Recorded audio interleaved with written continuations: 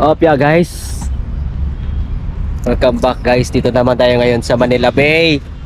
Yan, bisitahin natin, i-compare natin yung Manila Bay noon at saka ngayon. No, may papakita natin sa video yung Manila Bay, yung bagong ano pa siya. So ngayon versus noon. Okay? So ito, ayan siya ngayon, yung Manila Bay. Ayan.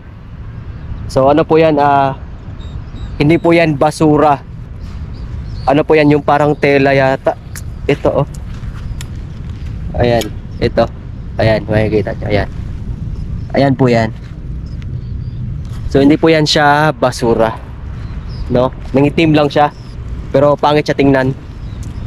So ayan, parang sira na yung view ng Manila Bay kasi dahil dun sa ayan